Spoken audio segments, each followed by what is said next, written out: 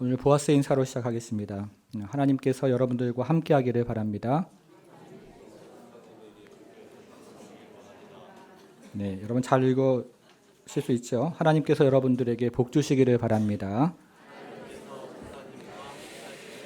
네, 감사합니다. 네, 우리가 지금 살펴보는 룻기는 나오미의 가정의 약속을 땅에 떠난 비극의 이야기로 시작을 합니다. 그런데 이것은 섬기는 교회를 떠나 이사를 가면 안 되거나 이민을 가면 안 된다는 것을 말해주는 것이 아니라 하나님께서 주신 소명의 자리를 떠나면 안 된다는 것을 말해주고 있습니다. 여러분, 하나님께서 주신 소명의 자리를 떠난 인생이 잘 될 리가 있겠습니까? 이제 나오미는 룻과 함께 베들레헴으로 돌아왔고, 이때 룻이 이삭을 줍다가 우연히 보아스의 밭에 이르렀고, 그때 마침 보아스가 룻이 이삭을 줍고 있는 그 밭에 도착을 했습니다. 그래서 룻은 보아스로부터 은혜를 입어 많은 양의 보리를 짊어지고 집으로 돌아오게 되었습니다. 이것이 지난주까지의 이야기였습니다. 여러분, 그런데 룻은 하루 종일 열심히 일을 하면 그만큼 많은 양의 보리 이삭을 주는 것이 당연한 줄만 알았습니다. 그러나 룻이 그토록 많은 양의 보리를 짊어지고 온 것을 본 나오미는 매우 깜짝 놀랐습니다. 그래서 우리는 그날 밤에 룻과 나오미 사이에 있었던 대화를 함께 생각을 해보겠습니다. 주보 3면에 말씀 노트가 있는데요. 첫째, 보아스가 지금 룻에게 은혜를 베풀고 있습니다.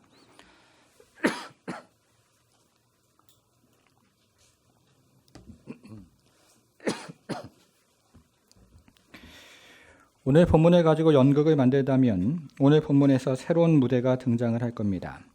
시간이 낮에서 밤으로 바뀌었고 장소는 추수밭에서 집으로 바뀌었습니다. 그리고 사람은 보아스에서 나오미로 바뀌었습니다.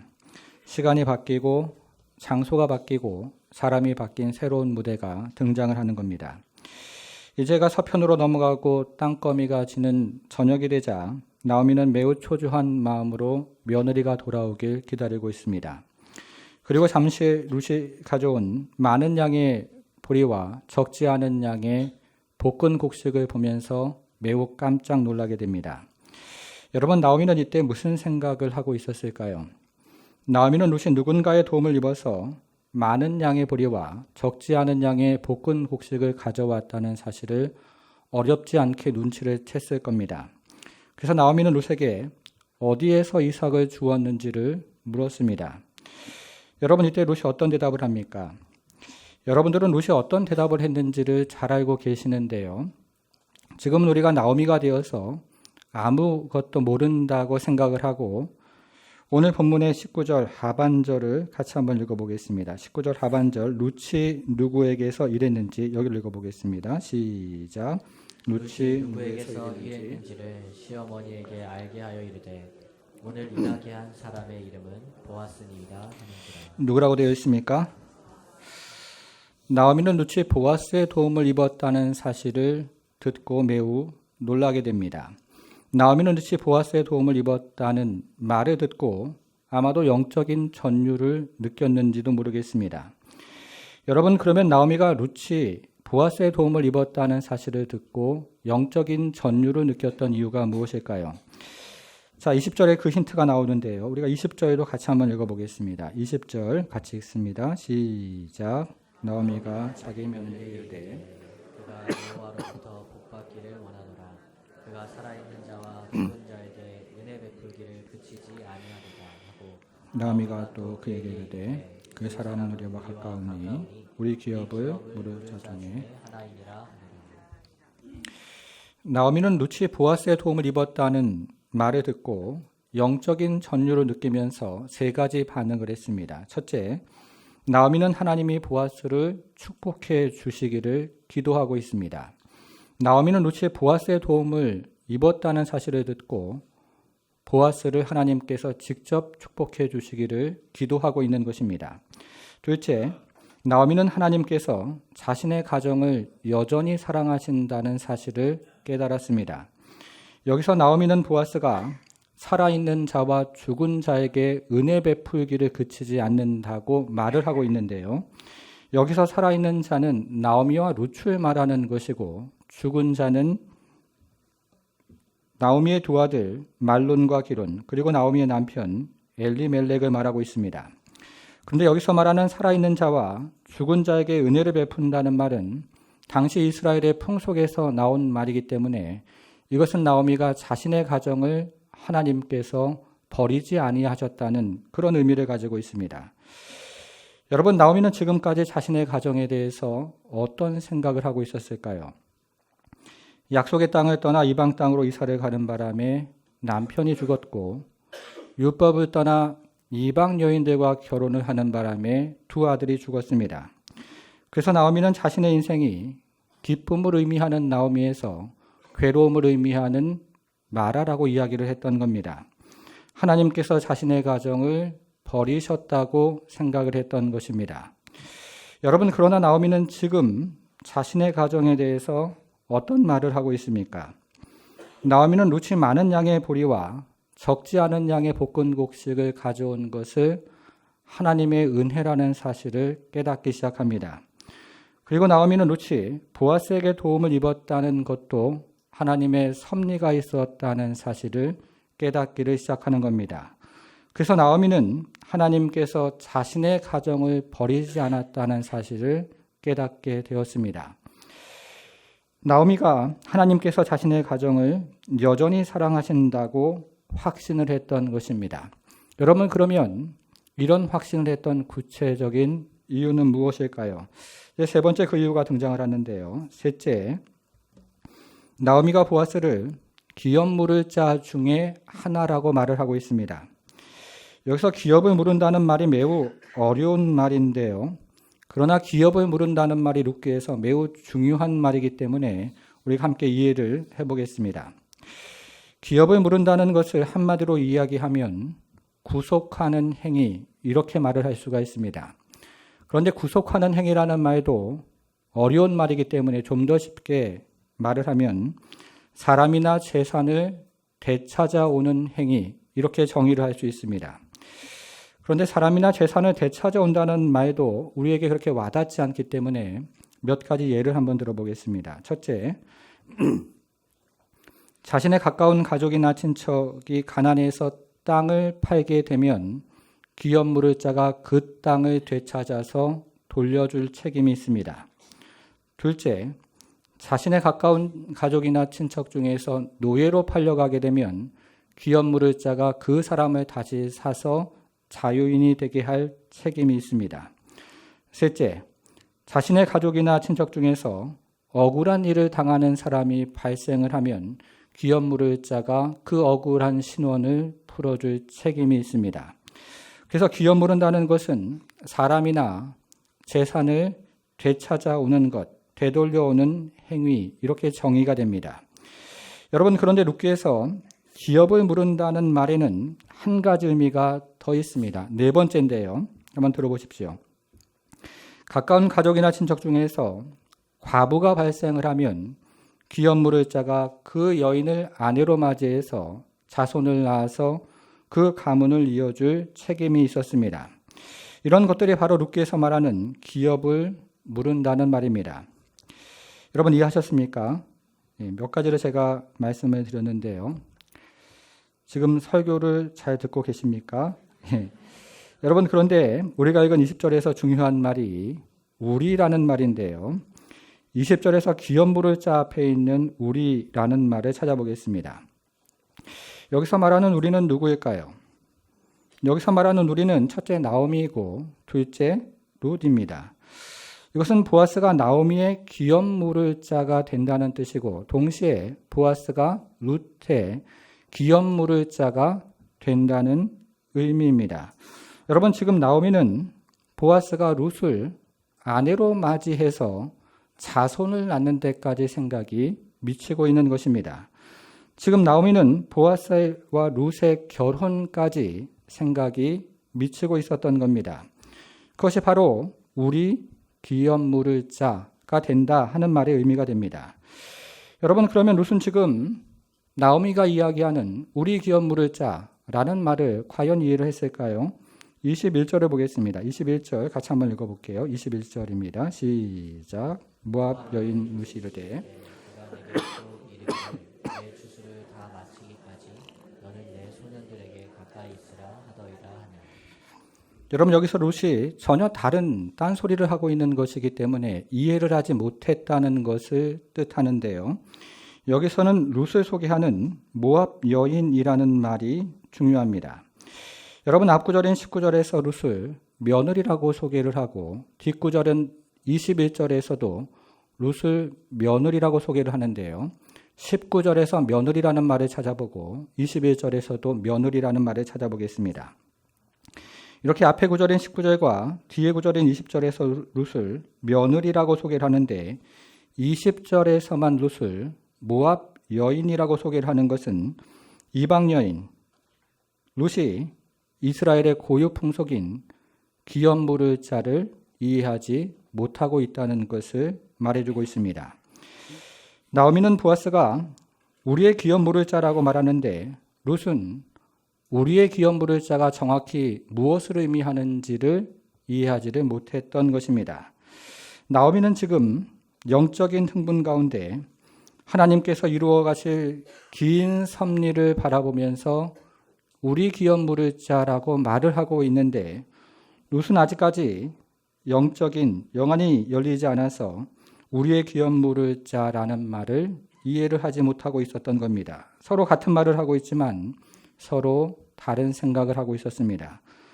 그래서 첫 번째 대화는 여기서 마무리가 되고 이제 두 번째 대화가 시작이 됩니다. 이제 두 번째 대화를 보겠습니다. 둘째, 보아스가 앞으로도 룻에게 은혜를 베풀 것입니다. 이제 우리는 나오미와 룻의 두 번째 대화를 살펴보겠습니다. 여러분 21절을 다시 한번 같이 읽어보겠습니다. 21절 같이 읽습니다. 시작.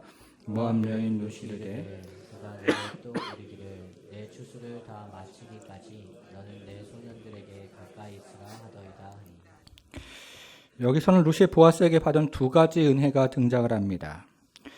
첫 번째 은혜는 룻이 당분간 양식 걱정을 하지 않아도 된다는 겁니다. 보아스는 룻에게 추수를 다 마치기까지 자기 밭에서 이삭을 주우라고 말을 하고 있는데요. 당시 원력에 의하면 보리 추수와 그리고 밀추수는 4월 말경에 시작해서 6월 초순경까지 진행이 되었기 때문에 이제 룻은 한 달이 넘는 기간 동안 보아스의 밭에서 아무런 걱정 없이 이삭을 줄 수가 있었던 겁니다. 룻이 당분간 양식을 걱정하지 않아도 되는 은혜를 입었던 겁니다.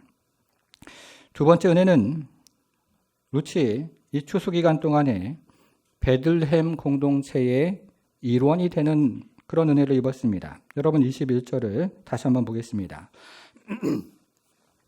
모압 여인 룻이 이르되 그가 내게 또 이르기를 내 추수를 다 마치기까지 너는 내 소년들에게 어떻게 하라고요? 가까이 있으라. 이렇게 이야기를 합니다. 여기서 가까이 있으라는 말이 중요한데요. 룻께 이 말이 여러 차례 반복해서 등장을 합니다. 성경을 앞으로 넘겨서 2장 8절로 가보겠습니다. 2장 8절이요. 보아스가 룻에게 이르되 내 딸아 들으라. 이삭을 주러 다른 밭으로 가지 말며 여기서 떠나지 말고 나의 소녀들과 어떻게 하라고요? 함께 있으라. 보아스는 룻에게 다른 밭으로 가지 말고 자기 밭에서 이삭을 주우라고 말하면서 자신의 소녀들과 함께 있으라고 말하고 있습니다. 그런데 여기에 등장하는 함께 있으라는 말과 오늘 본문에 등장하는 가까이 있으라는 말이 원문에서는 같은 말로 되어 있습니다. 이것은 단지 함께 일을 하라는 그런 의미가 아니라 함께 공동체를 연합해서 이루라는 그런 의미를 가지고 있습니다. 성경을 다시 한번 앞으로 넘겨서 1장 14절로 가보겠습니다. 1장 14절 보니까요. 그들이 소리를 높여 다시 울더니 오르바는 그의 시어머니에게 입맞추되 룻은 그를 어떻게 했습니까? 부춰찼더라. 나오미가 두 며느리에게 고향으로 돌아가라고 설득을 하자 오르바는 고향으로 돌아갔고 룻은 여전히 시어머니를 따라갔습니다. 그런데 여기에 등장하는 부쫓다는 말도 우리가 앞에서 살펴본 함께 있으라 그리고 가까이 있으라는 말과 원문에서는 같은 말로 되어 있습니다. 여러분 그러면 우리가 이 본문을 살펴볼 때 1장을 살펴볼 때요. 부쫓다는 말을 생각해 보았는데 이 부쫓다는 말이 어떤 의미였습니까? 우리가 앞에 살펴본 것처럼 이 붙잡다는 말은 다바크라는 히브리 말을 번역한 것인데요. 서로 동등한 위치에 있는 사람과 또 신분 그리고 관계에 있는 사람이 연합해서 공동체를 이루는 것을 의미하고 있습니다. 창세기 22장 24절을 보면 남자가 부모를 떠나 그의 아내와 연합하여라는 말이 등장을 하는데 이때 연합한다는 말이 히브리 말 다바크라는 말로 되어 있습니다. 그런데 오늘 본문에서 이 다바크라는 말이 전혀 다른 쓰임으로 사용이 되는데요. 오늘 본문에서는 동등한 신분과 관계에서의 연합을 의미하는 것이 아니고 전혀 다른 신분과 전혀 다른 관계에서의 연합을 의미하는 말로 되어 있습니다. 추수 기간 동안에 이방 여인 룻이 이스라엘 백성과 깊은 연합을 경험해서 하나의 공동체를 이루는 것을 말하고 있는 것입니다. 여러분, 그런데 이방인들과 연합하는 것은 오늘날에도 매우 놀라운 은혜입니다. 알버트 까미가 지은 이방이라는 소설이 있는데요. 이 소설은 오늘 엄마가 죽었다 하는 매우 유명한 문장으로 시작을 하는데 이어서 이 소설에서 여러 사람의 죽음이 등장을 합니다. 먼저 엄마의 죽음이 등장을 하고 이어서 아랍인의 죽음이 등장을 하고 그리고 주인공 자신의 법적인 죽음이 등장을 합니다. 소설의 시작은 오늘 엄마가 죽었다는 문장으로 시작을 하지만 이 엄마의 자리에는 아랍인도 들어가고 그리고 다른 사람도 들어가고 주인공 자신도 들어가는 겁니다. 이것은 인간의 실존에 대해서 말을 하는 것인데 결국 모든 인간들이 이방인으로 살아간다는 것을 의미하고 있습니다. 여러분, 오늘날 우리가 살아가는 이 사회는 어떻습니까? 얼마 전에 필리핀계 전 국회의원이었던 이자스민 씨가 이런 말을 했습니다. 경제가 힘들고 어려워질수록 이주민 같은 약자가 공격의 타겟이 되기 쉬운 것 같습니다. 이런 말을 했습니다. 여러분, 예전에는 이주민들이 호기심의 대상이어서 우리가 이주민을 보면 어디서 왔는지 그리고 한국에서 무엇을 하는지를 물어보았습니다. 그러나 오늘날에는 이 이주민들이 반감의 대상이 되어서 어디서 왔는지 그리고 한국에 왜 왔는지를 묻는 시대를 살아가고 있습니다. 우리 사회가 이주민들을 따스하게 받아들이지를 않는 것을 반증하는 것입니다. 저는 유학생활을 하느라고 미국의 남가주에 잠시 살았는데요. 제가 살던 동네는 매우 살기가 좋은 동네였습니다. 유학생활을 하던 어느 날이었습니다.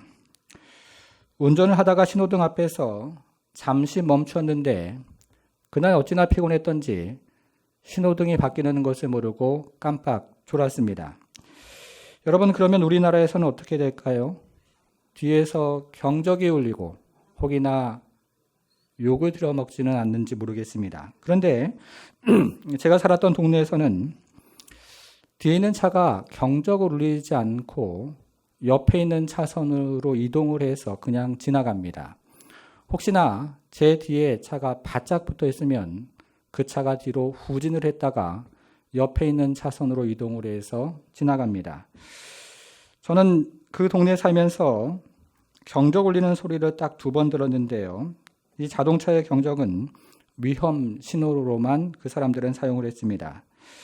여러분, 그런데 저는 그렇게 살기 좋은 동네에 살면서도 한 번도 그 나라가 저의 나라, 나의 나라라고 생각해 본 적이 없습니다. 세월이 지나도 그저 이방인처럼 생각이 되었습니다. 여러분, 그런데 이것은 오늘 본문에 등장하는 룻도 마찬가지입니다. 룻은 그저 이스라엘 땅을 찾아온 한 이방인에 불과한 것입니다. 성도 여러분, 여러분들은 교회 처음 온 날을 기억하십니까? 모든 것이 낯설고 모든 것이 어색한 이방인과 같았을 겁니다. 여러분, 그런데 이방인과 같은 내가 지금 이 자리까지 올 수 있었던 그 원인이 무엇이었을까요? 목사의 설교입니까? 찬양대의 찬양입니까? 아니면 아름다운 시설입니까? 아마도 그럴 수도 있지만 그런 것이 아닐 것입니다. 오히려 안내하는 분의 따스한 미소였을 겁니다. 그리고 옆에 있는 사람의 따스한 말 한마디였을 겁니다. 그리고 은혜로운 예배 분위기였을 겁니다. 우리가 지금 이 자리까지 올 수 있었던 이유는 첫째는 하나님의 은혜요. 둘째는 보아스와 같은 사람들의 은혜 때문이었습니다.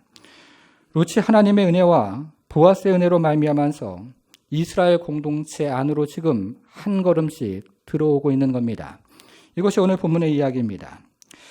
그럼 오늘 본문에서 우리가 깨달아야 하는 메시지는 무엇일까요? 다시 오늘 본문으로 돌아와서 2장 20절을 가지고 적용을 해보겠습니다. 2장 20절. 나오미가 자기 며느리에게 이르되 그가 여호와께로부터 복 받기를 원하노라. 그 다음에 어떤 말이 있습니까? 그가, 여기 그가에 줄을 한번 쳐보겠습니다. 그가 살아있는 자와 죽은 자에게 은혜 베풀기를 그치지 아니하도다 하고, 나오미가 또 그에게 이르되 그 사람은 우리와 가까우니 우리 기업 물을 자 중에 하나이니라 하니라. 여기서 우리가 그가라는 말에 줄을 쳤는데요. 여러분, 여기서 말하는 그는 과연 누구일까요? 먼저 여기서 말하는 그를 우리는 여호와 하나님이라고 해석을 할 수가 있습니다. 그래서 여기서 말하는 그를 여호와 하나님이라고 해석을 하면 여호와 하나님께서 살아있는 자와 죽은 자에게 은혜 베풀기를 그치지 않는다는 것으로 이해가 되어집니다. 여러분, 우리는 앞에서 나오미가 모압 지방에서 겪었던 말로 표현할 수 없는 슬픔에 대해서 함께 생각을 해보았습니다. 그리고 이제 나오미는 말로 표현할 수 없는 아픈 마음을 가지고 베들레헴으로 돌아왔습니다. 여러분, 그런데 당시 이스라엘 사회에서는 과부가 정규직으로 취업을 할 수 없었기 때문에 이삭을 줍는 일 외에는 연명할 방법이 없었습니다. 그래서 루치 어느 날 아침에 이삭을 줍다가 우연히 보아스의 밭에 이르렀는데 그때 마침 보아스가 자신의 일꾼들을 격려하기 위해서 그 밭에 도착을 했던 겁니다. 여러분, 이 이야기를 들은 나오미는 어떤 생각을 했을까요?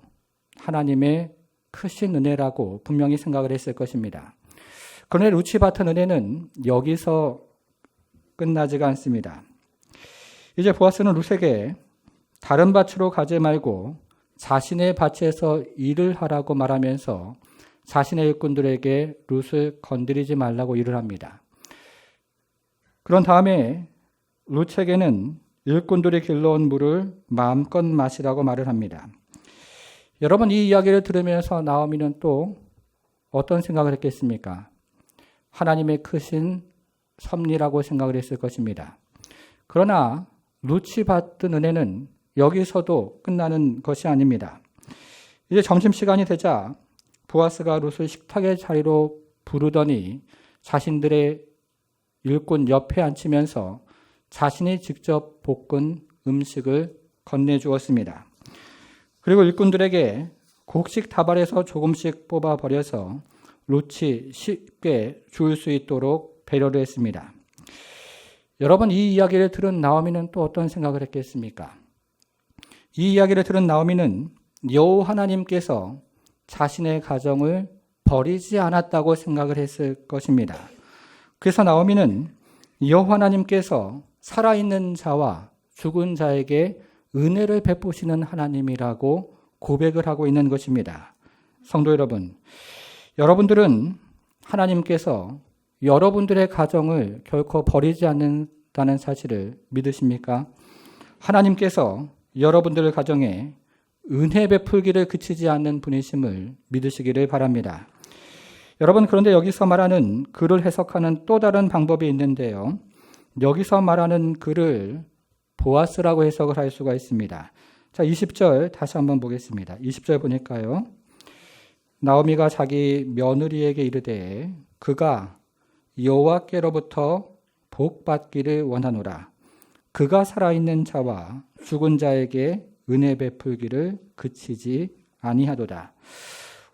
우리가 본론에서 여기서 말하는 그를 보아스라고 살펴보았는데요. 문맥상 여기서 말하는 그를 보아스라고 이해를 할 수 있습니다. 여러분, 그러면 여기서 말하는 그를 하나님으로 해석을 하는 것이 좋겠습니까? 아니면 여기서 말하는 그를 보아스라고 해석하는 것이 좋겠습니까? 우리가 성경을 읽어보면 오늘 본문처럼 그가 가리키는 대상을 매우 의도적으로 매우 모호하게 처리하는 경우가 있습니다. 여러분, 그것은 그가 가리키는 대상을 한 가지로만 해석하지 말고 문맥에 따라서 여러 가지로 해석을 할 수 있다는 뜻입니다.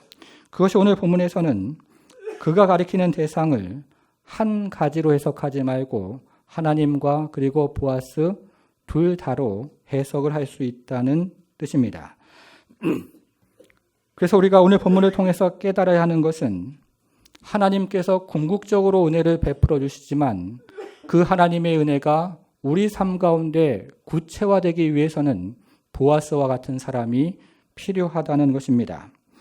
하나님께서 베들레헴에 양식을 주셨지만 베들레헴의 양식을 두 과부가 경험하기 위해서는 보아스가 필요했다는 것입니다. 하나님께서 룻을 보아스의 밭으로 인도하셨는데 룻이 보아스의 밭에서 풍성한 양식을 경험하기 위해서는 보아스가 필요했다는 것입니다. 하나님께서 궁극적으로 은혜를 베풀어 주시지만 하나님의 은혜가 구체화되고 우리 삶 가운데 만진 바 되려면 보아스가 되어야 한다는 것입니다. 여러분, 그런데 우리가 살펴보는 구약 성경은요, 우리가 지금 살펴보는 이 은혜 베풀기를 끊이지 아니하는 분, 그 사람에 대해서 오랜 동안 예언을 해왔습니다. 그리고 우리가 읽는 신약 성경은 은혜 베풀기를 그치지 않는 분이 누구인지에 대해서 매우 자세하게 설명을 하고 있습니다. 여러분, 그러면 구약 성경이 오랫동안 예언을 했던 은혜 베풀기를 그치지 않는 분은 과연 누구입니까? 그리고 신약 성경에서 자세히 설명하고 있는 은혜 베풀기를 그치지 않는 분은 누구일까요? 예수님입니다. 실제로 우리가 신약 성경을 읽어보면 예수님께서 은혜 베풀기를 그치지 않는다는 말을 매우 다양한 표현으로 설명을 하는데요. 어떤 경우에는 불쌍히 여긴다는 말로 설명을 하고 어떤 경우에는 민망히 여긴다는 표현으로 설명을 하고 어떤 경우에는 긍휼히 여긴다는 표현으로 설명을 합니다. 여러분, 그런데 이 신약 성경에서 가장 많이 등장하는 말이 긍휼히 여긴다는 말인데요. 이 말은 인간의 신체 안에 있는 장기에서 비롯된 말입니다. 옛날 사람들은 인간의 정서나 그리고 마음이 인간의 신체 안에 있는 장기에 깃들어 있다고 그렇게 믿었는데 심장에 깃들어 있는 마음이 있고 콩팥에 깃들어 있는 마음이 있고 간에 깃들어 있는 마음이 있다고 믿었습니다. 그런데 그 중에서 여성의 가장 깊은 마음이 깃들어 있는 곳이 자궁이라고 생각을 했습니다. 그 솔로몬의 재판에서 솔로몬이 진짜 엄마와 가짜 엄마를 구별하기 위해서 아기를 둘로 나누라고 말을 했을 때 가짜 엄마는 마음에 아무런 동요가 없이 그 아이를 그렇게 하라고 말을 하고 진짜 엄마는 마음에 불이 붙어서 그렇게 할 수 없다고 말을 하는데요. 이때 진짜 엄마의 마음에 불이 붙었다는 말이 바로 히브리 성경에서는 자궁이 꿈틀거리는 것으로 표현을 하고 있습니다. 여러분, 그런데 이때 사용하는 자궁이라는 말이 바로 예수님의 마음을 가리키는 긍휼이라는 말의 어원이 됩니다. 그러니까 예수님이 고통당하는 사람을 긍휼히 여기셨다는 말은 단순히 그 사람을 쳐다보면서 처지가 딱하구나 이렇게 말씀을 하셨던 것이 아니라 어머니의 마음을 가지고 긍휼의 마음을 가지고 쳐다보셨다는 말씀입니다. 여러분, 그래서 오늘 본문에서 말하는 그가 은혜 베풀기를 그치지 않는다는 말은 궁극적으로 예수님의 마음 그리고 예수님을 의미하는 것이라고 우리는 이해를 하게 됩니다. 여러분, 이번에는 은혜 베풀기를 그치지 아니하도다 여기에 줄을 한번 쳐보겠습니다. 은혜 베풀기를 그치지 아니하도다 여기에 줄을 쳐보겠습니다. 그러면 우리가 앞에서 그가라는 말에 줄을 쳤는데요. 이어보면 어떻게 됩니까? 그가 은혜 베풀기를 그치지 아니하는도다 이렇게 되는데요. 여러분, 이것이 바로 예수님을 의미하는 것이고 궁극적으로 예수님의 마음을 의미하는 것입니다. 예수님께서 은혜 베풀기를 그치지 않는다는 사실을 저 멀리서 미리 보여주고 있는 것입니다. 사랑하는 성도 여러분, 여러분들께서 평생을 살아가면서 기억해야 하는 말씀은 예수님께서 은혜 베풀기를 그치지 않는다는 사실입니다. 예수님은 은혜 베풀기를 좋아하시는 분이라는 사실입니다. 이것을 평생토록 기억하는 여러분들이 되기를 바랍니다. 여러분, 그러면 예수님은 과연 누구를 통해서 은혜를 베풀어 주실까요? 서울에 있는 청파교회를 섬기는 김기석 목사님의 이야기입니다. 이분의 누님이 광부에게로 시집을 갔는데요. 거의 매일같이 가정폭력에 시달리게 되었습니다. 그래서 이분의 누님은 더 이상 참을 수가 없어서 아이들을 데리고 서울로 상경을 했습니다. 그러나 배운 것이 없고 가진 것이 없는 사람들이 그런 것처럼 이분의 누님도 서울 주변의 도시 빈민으로 살아가면서 시래기를 주우며 연명을 했습니다.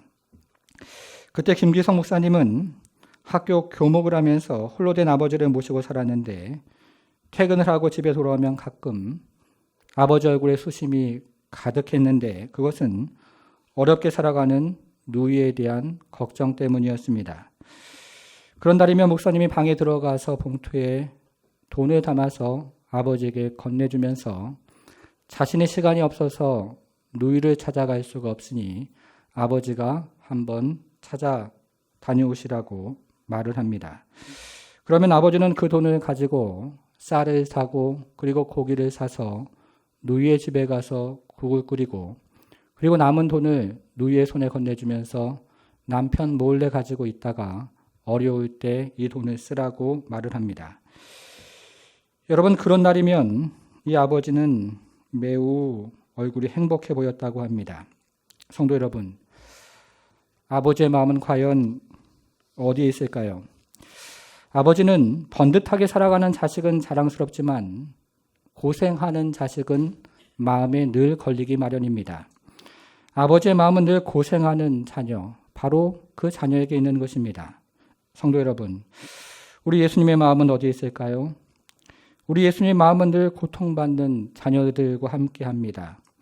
우리 예수님의 마음은 물질로 고통받는 자녀들 볼 때마다 마음이 아프고 우리 예수님의 마음은 육체가 병든 자녀를 볼 때마다 마음이 힘들고 우리 예수님의 마음은 영혼의 안식이 없는 자녀들을 볼 때마다 마음이 찢어집니다.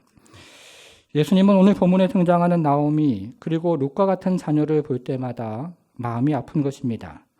그래서 예수님은 우리가 오늘 본문에 등장하는 보아스와 같은 사람이 되어서 고통받는 사람들, 마음이 어려워하는 사람들, 이 사람들을 섬기기를 원하시는 겁니다. 사랑하는 성도 여러분, 오늘 본문의 제목이 믿음이 무엇인가인데요. 여러분들은 믿음이 무엇이라고 생각을 하십니까? 나는 아무런 일도 하지 않으면서 하나님께서 다른 사람의 필요를 채워주신다고 믿는 것이 과연 믿음이라고 할 수 있을까요?